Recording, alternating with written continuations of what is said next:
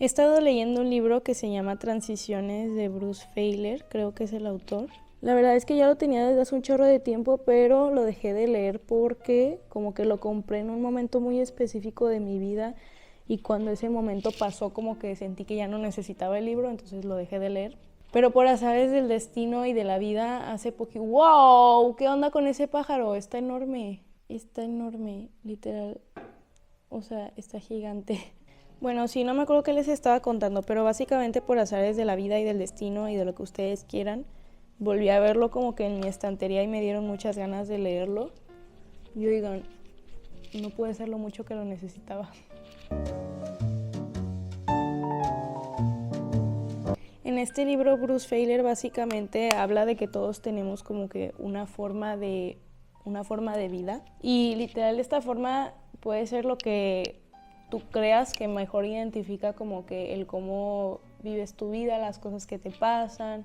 O sea, literal puede ser de que una ola del mar, puede ser un avioncito de papel, puede ser de que un arco iris, puede ser un sube y baja. Y bueno, o sea, digo, yéndonos por esa línea de pensamiento, él también menciona que antes, y yo creo que más que antes, yo creo que todavía cometemos de repente ese error de creer que la forma de vida de todo el mundo es una línea, o sea, es lineal, que empieza y termina en el mismo punto y que durante toda nuestra vida se mantiene como que en cierta frecuencia, se mantiene a cierta sintonía. Y aunque ahorita se escucha yo creo que mucho esto de que el proceso no es lineal y es que el proceso no es lineal y lo que sea, siento que todavía aplicamos este como que linealismo a otros procesos que pueden ser que per se no sean la vida como tal, pero sí a ciertos momentos que todos pasamos.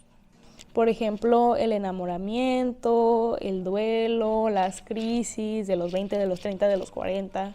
O sea, por ejemplo, el enamoramiento, ¿no? Que dicen, no, es que, por ejemplo, si empiezas a salir con alguien, vas a empezar la fase de luna de miel y luego de la luna de miel entra como que la decisión, que si decides seguir con esa persona o no, y luego entra el verdadero enamoramiento y la luna de miel dura de que más o menos 3 meses y luego esta otra etapa dura quién sabe cuánto.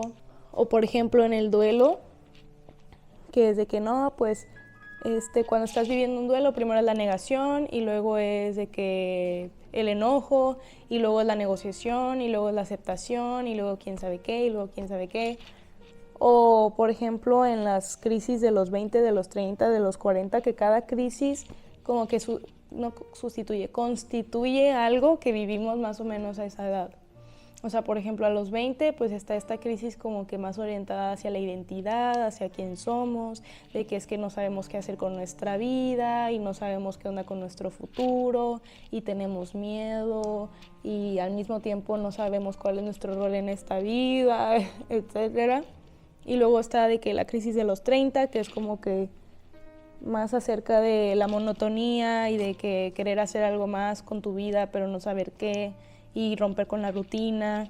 Y luego está la crisis de los 40, que quizás es sentir que ya es muy tarde para hacer ciertas cosas, entonces que la vida se te está acabando y la. Si aplicamos este linealismo y nos vamos bajo esta creencia, no nos permitimos ver que realmente la vida jamás va a empezar y va a terminar para empezar en el mismo punto y que obviamente en el proceso de vivir jamás vamos a estar en la misma sintonía. O sea, sí es cierto que en el duelo más o menos se puede resumir a esas etapas, pero no significa que de una etapa pases directamente a otra y de esa otra pases a la que sigue, claro que no. O sea, puede ser que primero venga el enojo y luego venga la negociación y luego venga la negación y luego al final lo aceptes y luego vuelvas a la etapa de enojo o el enamoramiento. O sea, ¿quién dice que la etapa de luna de miel dura 3 meses? ¿Quién sabe si dura 2 años para alguien? ¿Sabes? Alguien puede durar 2 años en la etapa de luna de miel y ya para ese punto ¿realmente es la etapa de luna de miel o es que pues simplemente se amaron desde el inicio? O sea, o la crisis de los 20, de los 30, de los 40. La crisis de los 20 puede llegarle a alguien de 50 años. Alguien de 50 años puede empezar a replantearse si su identidad realmente es como él creía que era. La crisis de los 30, de sentir una monotonía, de sentir una rutina, puede llegarte a los 20 años. Entonces, este linealismo, o sea, tampoco lo quiero satanizar de que no, es que está mal que todos creamos en esas etapas. Claro que no, o sea, ese tipo de cosas, ese tipo de etapas nos permiten identificar cosas que son muy reales en la vida, pero atribuirlas a ciertas fases, a cierta duración, ahí es donde está como que el error. Yo en lo personal siento que mi vida es maybe como una ola del mar. Y no solo porque amo el mar, que también tiene mucho que ver, pero yo creo que también influye mucho el hecho de que siento que mi vida como que constantemente sube y baja y no tan como que no tan seguido, ¿saben? Como quizás una montaña rusa y no tan rápido, pero sí tiene como que estos momentos donde lentamente sube, sube, sube, sube y luego baja a cierta como que estabilidad y luego como que se detiene. Entonces yo siento eso, que cuando me estabilizo como que llego a un nivel como hasta este punto de estancarme y luego me empiezo como que a regresar y luego viene otra ola, quizás más rápida, donde llego a esa estabilidad más rápido o quizás más lenta, donde me tardo más en estabilizarme o es más alta o más bajita, pero siempre estoy en movimiento, ¿saben? Siempre es este constante movimiento donde hay ciertas diferencias, pero nunca me dejo de mover. Y bueno, obviamente en el libro se mencionan pues los cambios, que pues yo creo que ya a este punto, yo quiero creer que todos sabemos y estamos conscientes de que la vida se trata de cambios y la vida se trata de evolucionar. Entonces, el autor de este libro pues habla de estos cambios y los divide en dos tipos de cambios diferentes.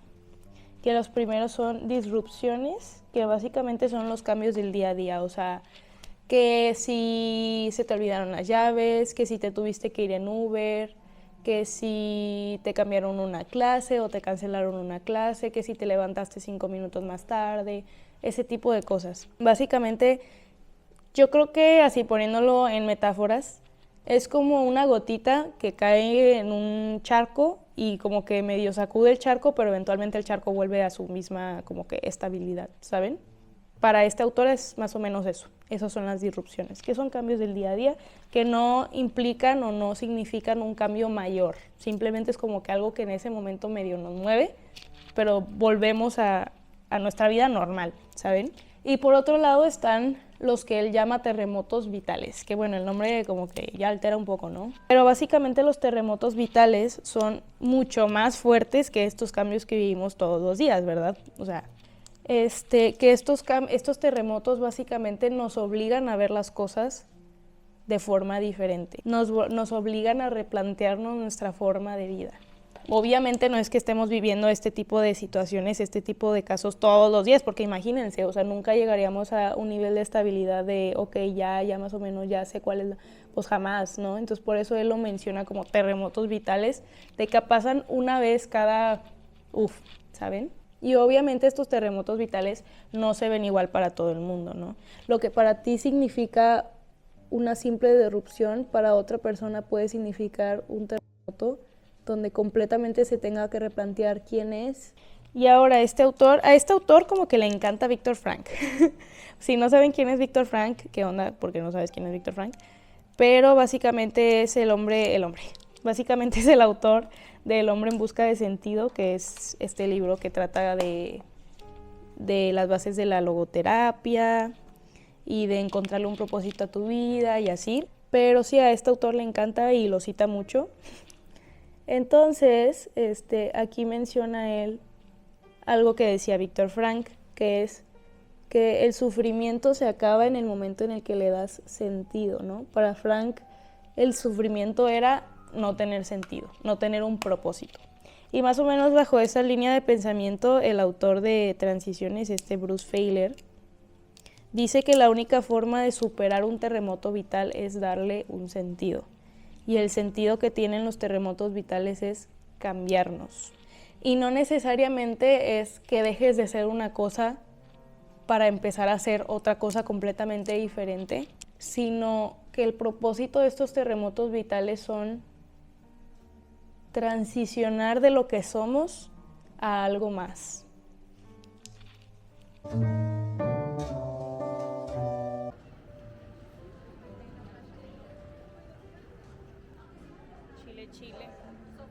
Muchas veces los cambios dan mucho miedo. Es muy difícil dejar ir lo que eras, lo que sentías, lo que pensabas, dejar morir esa versión tuya. Pero Bruce habla de algo muy interesante y es que, nunca dejamos de ser nada. Simplemente transicionamos a ser algo más. Si antes eras una persona que confiaba con mucha facilidad, ahora eres una persona que confía, pero en las personas a las que quieres o en las personas que te han demostrado que puedes confiar en ellas. Sabemos a lo que vinimos. Si antes eras una persona que lo daba todo, ahora también, pero no porque sientes que de otra forma no te van a querer, sino porque sabes que eres capaz de amar sin quedarte vacío. Y eso da mucho miedo porque no sabes con exactitud a qué transicionarás, en quién te vas a convertir después de un cambio. Pero de eso se trata la vida, de cambiar. Si intentamos aferrarnos a una versión de nosotros que ya no funciona para solucionar un terremoto vital, nos estaremos perdiendo de la persona en la que nos tenemos que convertir, en la persona que ese cambio nos está enseñando que debemos ser.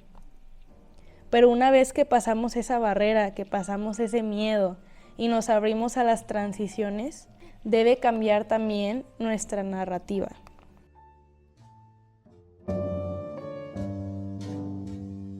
Con que ya no sea el ganso o el hipopótamo. ¡Ay! Ok. Como que me dio mucho. ¡Ay, no! Tiene las orejas, los ojitos de estrella en agua. ¡Qué bonito! Eres tú. La narrativa básicamente es el cómo cuentas y te cuentas a ti mismo la historia de tu vida. El quién eres en esta historia, qué personaje cumples, el de amante, el de maestro, el de hijo, el de mamá, el de papá, el de salvador, el de esclavo, el de víctima, el de héroe. Es importante, obviamente, pero el cómo reescribes tu vida y el cómo te replanteas tu historia después de un cambio es mucho más importante. El cómo cuentas ese cambio, el quién eres o fuiste ante él. A veces cambiar la narrativa lo cambia todo. Y no se trata de pasar de ser un personaje a otro, ¿no? De transicionar o de cambiar de víctima a ser héroe, o de monstruo a humano, sino de transicionar de un personaje a algo más allá de simplemente un rol en tu vida. Entender que nuestra narrativa somos hijos, somos amigos, somos hermanos, somos papás, somos alumnos, somos maestros, todo al mismo tiempo. La narrativa no se trata de saber qué personaje eres o de encasillarte en un rol con tal de cumplir una historia. Se trata de cómo cuentas esa historia. No desde un personaje, sino desde el entendimiento de que probablemente la próxima vez que cuentes esa historia la vas a contar diferente, porque tú vas a ser diferente.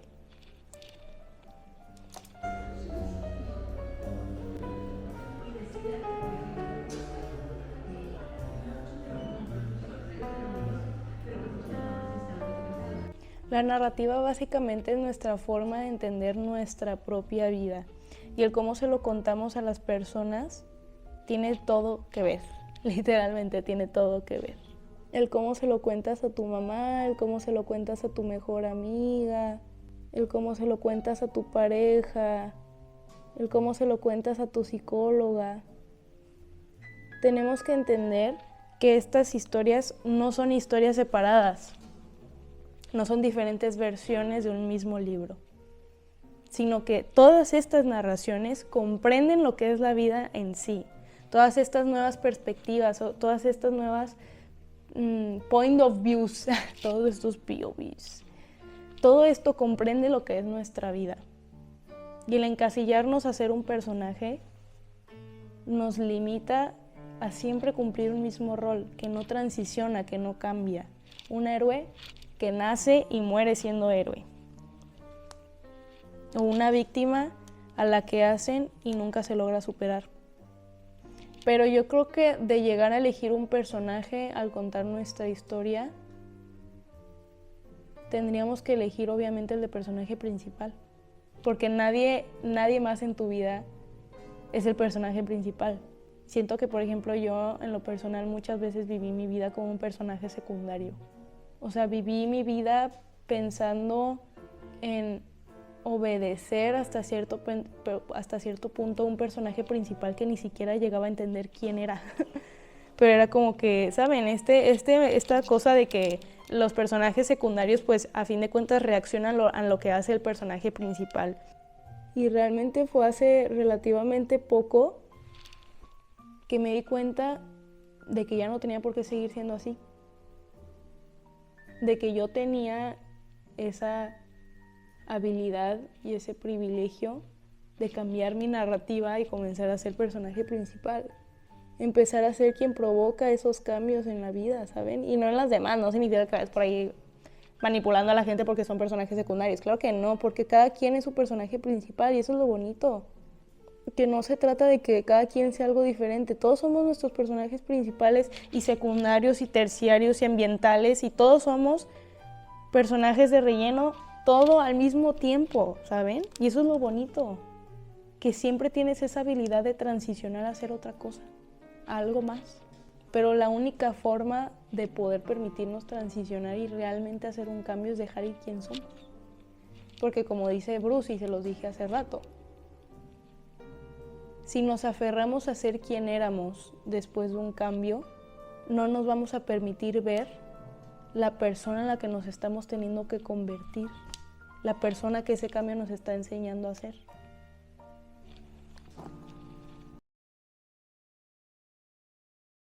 Y bueno, espero que les haya gustado mucho este video. La verdad estuvo un poco random, no tengo idea. A este punto yo no tengo idea cómo lo voy a editar, no tengo idea de cómo va a quedar.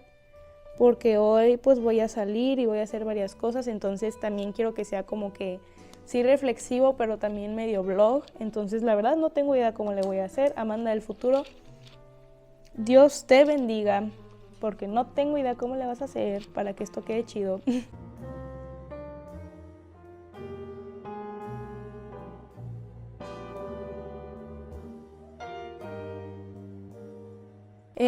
Espero que no haya quedado muy como aburrido, porque pues les digo, o sea, sí quería que fuera reflexivo, pero que también fuera entretenido, que no fuera así como que tan serio el asunto. Entonces espero que lo hayan disfrutado, que algo de lo que les haya compartido haya resonado con ustedes, o pues que mínimo quede en su repertorio de material para cuando lo necesiten y así. Entonces sí, lo que les decía, espero que hayan disfrutado muchísimo de este video. Tengan muy bonito domingo, probablemente porque no sé si esto lo suba más tarde. Entonces, pues sí, ojalá tengan muy bonito domingo o muy bonito día, el que sea que estén viendo esto. Y así, los quiero mucho. Adiós.